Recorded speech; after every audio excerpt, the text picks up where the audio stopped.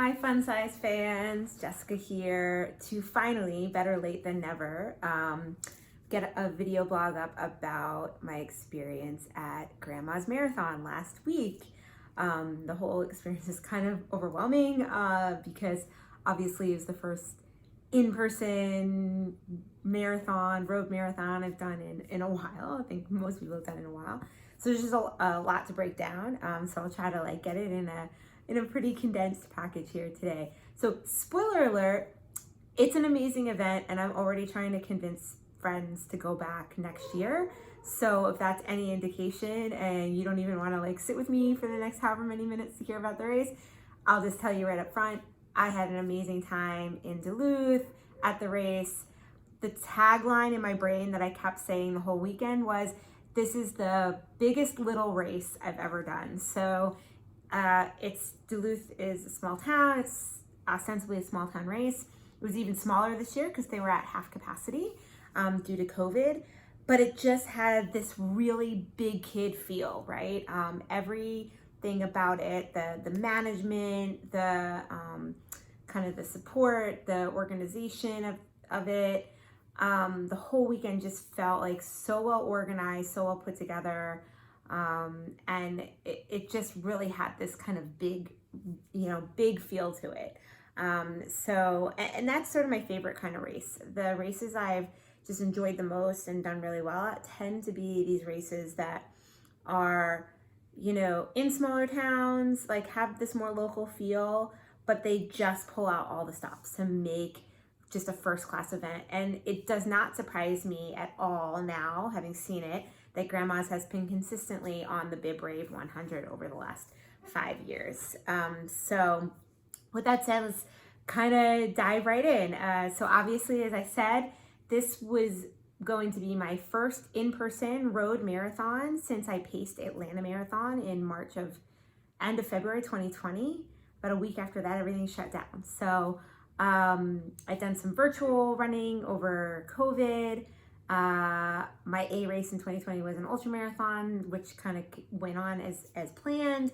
So I just hadn't done a in-person marathon in a long time, and I actually hadn't done raced for myself an in-person marathon probably since I ran Vermont City in I guess it was 2018 or 2019, I can't remember. So it's been a while. So there's a lot of unknowns for me personally, just going into this race. I really didn't know how it was going to go. My fitness changed a lot over COVID. The only thing for me to do was to work and work out. So I got really fit. I got faster to the point where I still to this point, don't really know what my locked in pace is at this point. It's kind of, I have two speeds. I have go speed, or I'm gonna die and I need to walk speed, basically at this point. So we're trying to get some more gears worked in so that I can build some of those faster paces for over longer and more consistent. So it was a lot of unknowns, but I went into it generally feeling I had a really good training cycle. I trained pretty much all by myself for this marathon cycle, tried to hit everything that I needed to hit, felt really good about it, and felt that when I'm going into the race, my A goal, according to my paces that I was training at, was going to be a 4:15.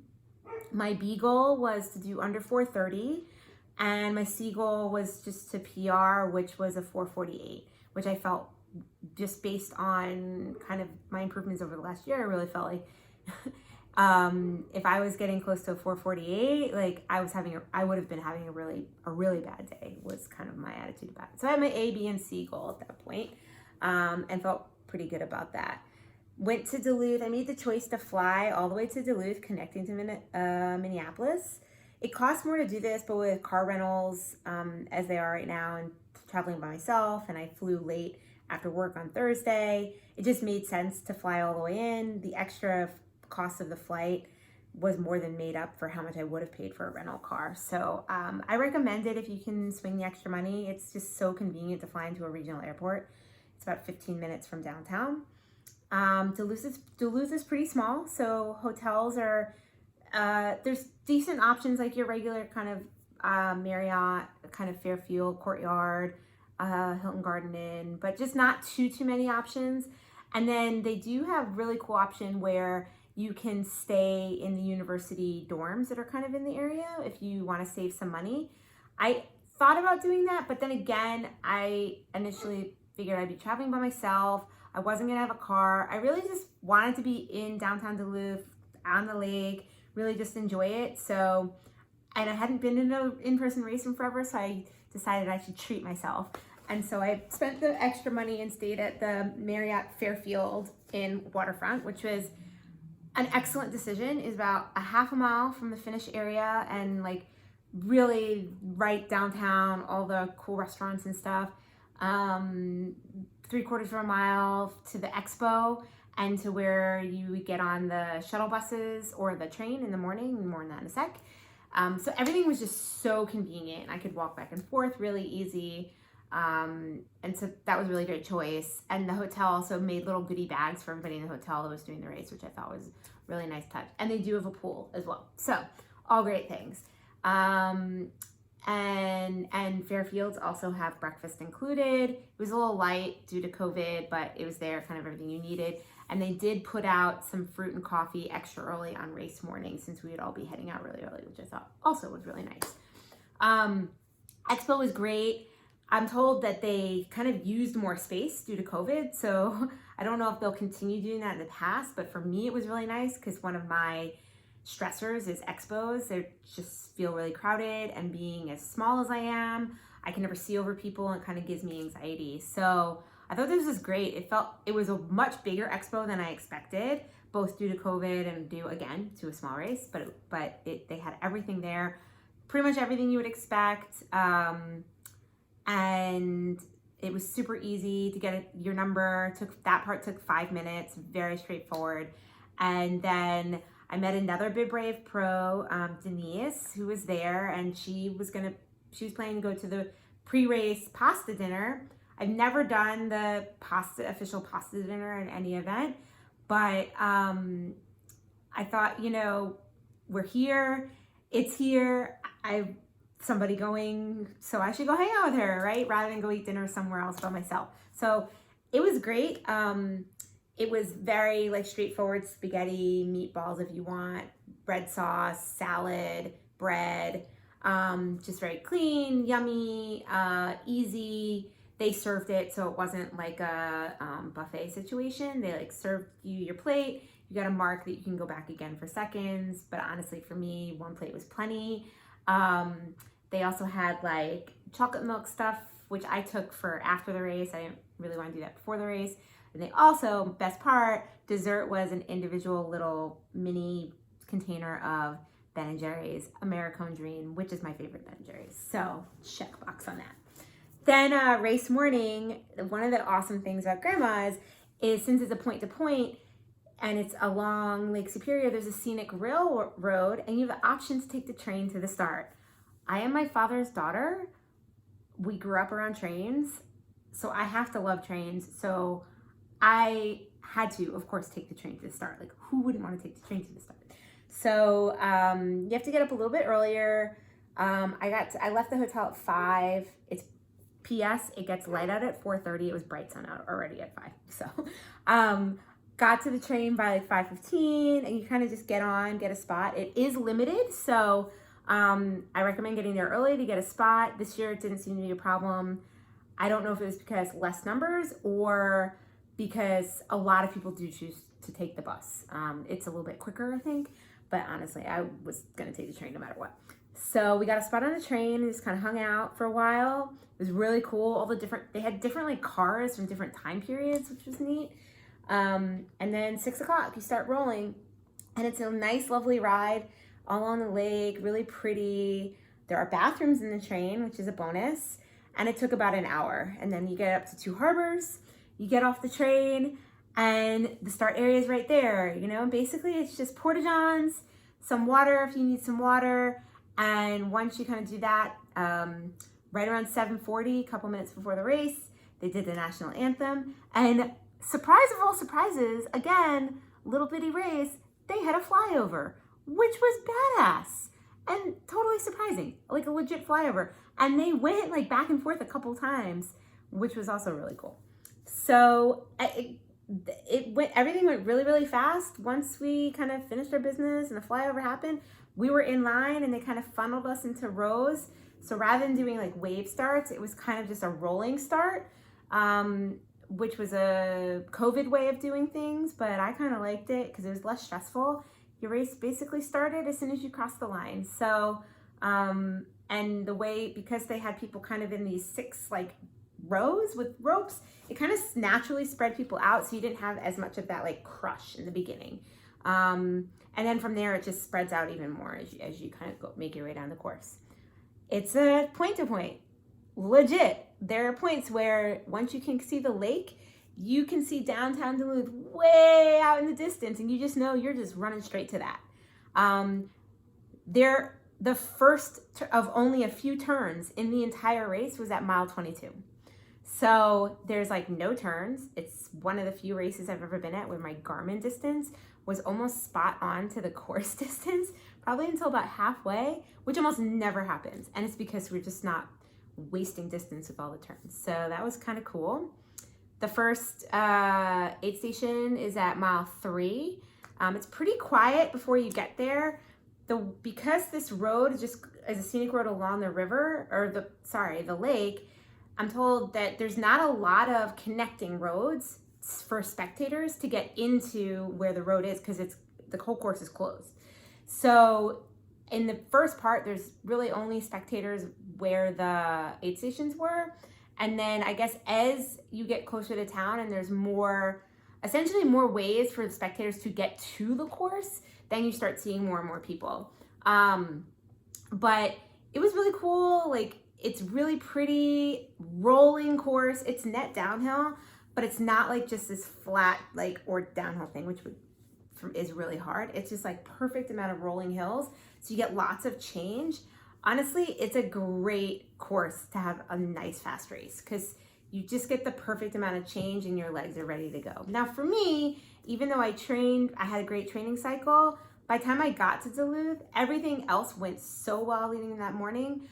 But once I started running, I felt fine initially, but then very quickly I felt not fine. I just think like my legs were really tired and my heart rate was way higher than it should have been. Maybe it was about 10 degrees hotter than I expected it. It was way more humid than we expected. I think I didn't have enough salt maybe, and I was probably just really tired from work and travel and different things that had happened in the weeks leading up to the race. So for me, I was on the struggle bus starting at the 10K mark, which to know that you have to struggle for 20 additional miles is not a fun experience, but it really had nothing to do with the course. It just had to do with it really wasn't my day. So, but considering all that, what I did that was really nice is, so the course, because it's straight, you can see the mile markers in the distance because there are these big yellow balloons way up in the air. So you could be a half mile out and see the mile marker. And it was just like something that I used to rope myself in, like just get to the next mile marker, just get to the next aid station. After the first aid station at mile 3, they pretty much came every 2 miles on the nose. And then as you get closer into Duluth, they came even quicker than that. So really spot on. They were super organized. Everything would be on both sides of the road. Water, Powerade, and then a refill station if you want to refill your own bottles. Ice. They had a couple of stops that had like goos and stuff along the way. And then bathrooms at most, if not all of the stops, and medical at a few of the stops. And then as you get closer to town, there'd be spectators that had things. So there were orange slices. There was a spectator that had a table of pickle juice and pickles, which literally saved my life at like mile 21. I was like really struggling and I chugged that, and within like 5-10 minutes, I was feeling so much better. So yeah, note to self, I probably needed salt. You'd think coming from Atlanta, I would have known better. But after that, because I was getting emotional, I was on the struggle bus. I called my bestie Tina, thinking, oh, she's just gonna talk to me for a few minutes while I get over the one big hill that they say, Lemon Drop Hill, I think. It's not really any different than any other hills on the course. It's not really that big, but when you're having a bad day, it's not that great. I'm thinking, oh, she's gonna talk to me until I get through this hill. That was about mile 22, just before mile 22. Yeah, girl talked to me until I finished that race. So we just were on the phone on my aftershocks for like 4+ miles, and it was great. It was like she was running with me. So it was perfect, and I was able to pick it up and kind of get back on pace. So even though by the end I was off of my A goal of 4:15, considering how much I struggled, I came in at 4:27, so I made my B goal. I PR'd by more than 20 minutes. So, I mean, it's hard to be, it was a frustrating experience for me personally based on my training, but it was also like in its own way, like amazing, you know, it was amazing. So I know, considering I felt like shit getting that 4:27, I'm relatively confident that like I can definitely do a 4:15 or maybe even better than that if I like don't have a completely shit day. So I feel good about that, and I'm really excited to go back next year, experience it again, see what happens, like get other people on board. I just think it's a great community. Everybody there is so nice. Just really quickly, like the medal is super nice. It's really heavy. This year was the 45th year, so we get kind of that. And then the shirt's also really nice. I'm not really a big race shirt person, but I found the shirt's really nice. I love the V-neck. It's kind of this cool burnt orange color. So I actually might wear this. I'm not really, like I said, I don't really wear race shirts. I often don't keep them, but I really like this one, so I think I'm gonna keep it. Anyway, yeah, that's what I've got. I've already feel like I spent more time talking about this than I should have, but you can also read kind of my detailed review on BibRave.com. You know, add in the comments if you have any questions or comments. If you want to come and join us next year, they have a half as well as the full, and then they have a 5K the night before. So, and if you do the 5K, you can do the Great Grandma's Challenge. You can do the 5K the night before and then the half or the full the following day, which is also really cool.